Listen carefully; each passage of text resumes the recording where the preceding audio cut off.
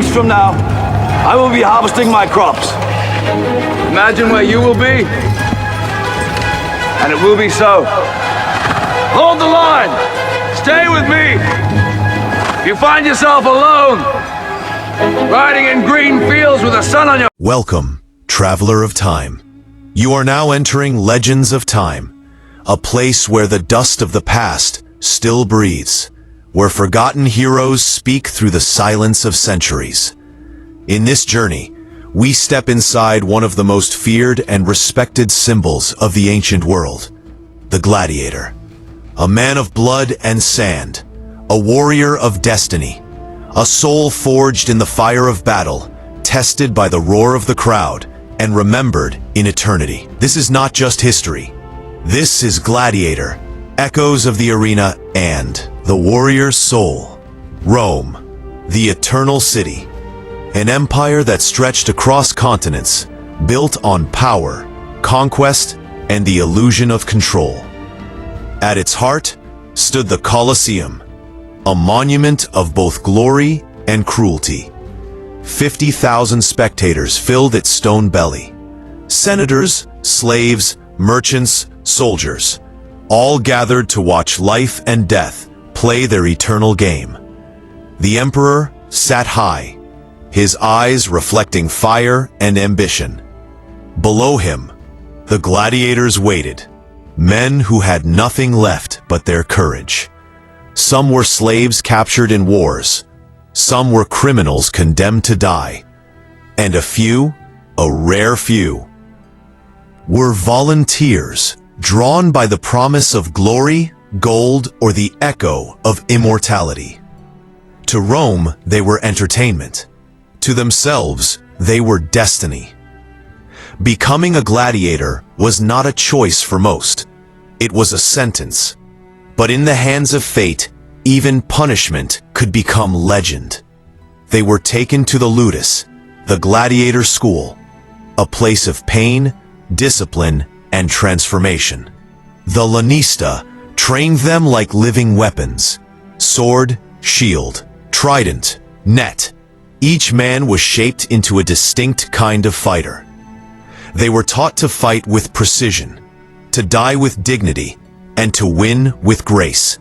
Each swing of the sword was a step closer to fame or death. Every scar became a story, and every victory was a reminder that life in Rome was not about peace. It was about spectacle. For some, the arena became home. For others, it was a nightmare that never ended. Picture it. The gates open. The light blinds the eyes.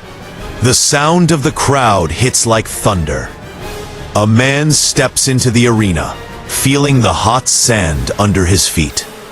He breathes the air of death, yet walks as if he owns it. Around him, the Colosseum vibrates with hunger. The Romans demanded emotion, fear, rage, triumph, and the gladiator gave it to them. When steel met steel, the world disappeared. It was not about Rome anymore. It was about survival, about proving that even in chains, a man could still be free.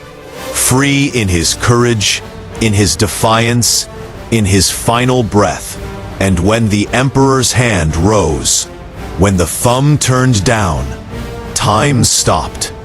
One motion, one fate, one echo through eternity. Some gladiators fought for life.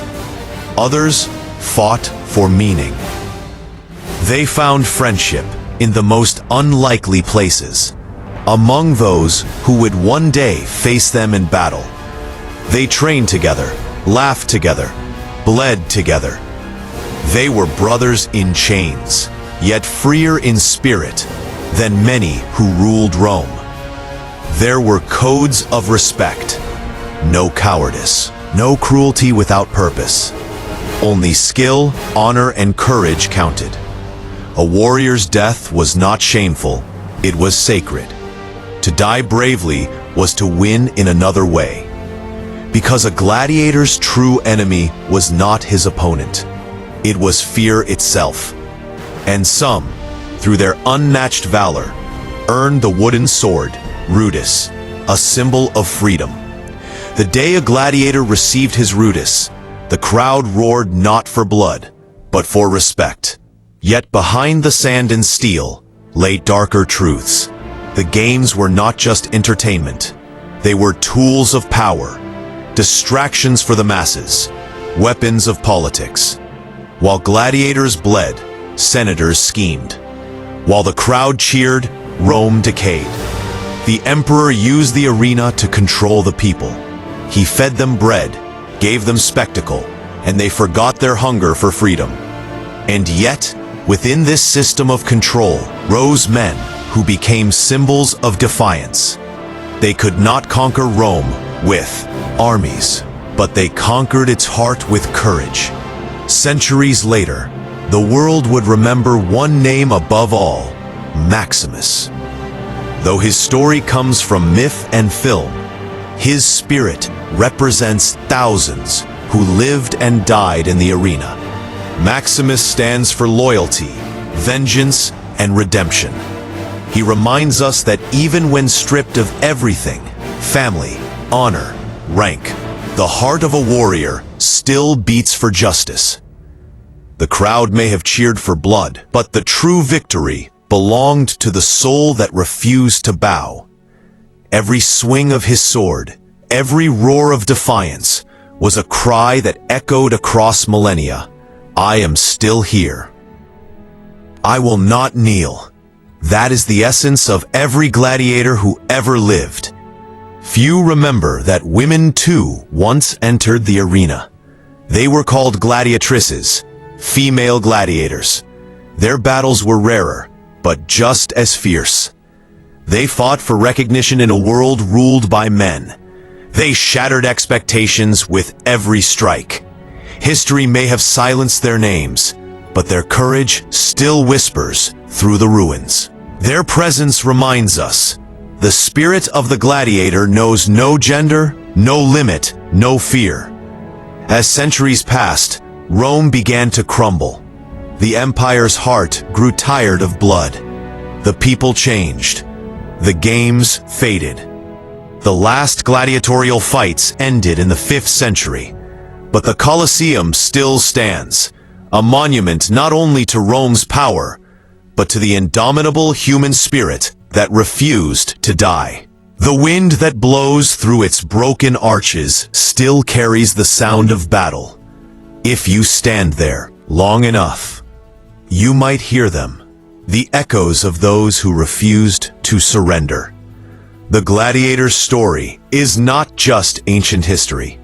It's a mirror of the struggles we all face today. Our arenas are different. They are our fears, our failures, our dreams. Each day, we step into battle, not with swords, but with choices. And when life knocks us down, when the crowd of doubt screams for us to quit, we must rise again. Because being a gladiator is not about fighting others. It's about conquering yourself. You have walked through dust and flame.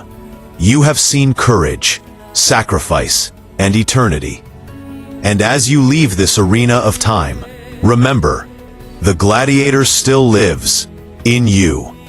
Thank you for joining Legends of Time, where every story breathes again. Subscribe to keep traveling with us through the echoes of history. Stand tall, hold your sword high, and let your echo live forever.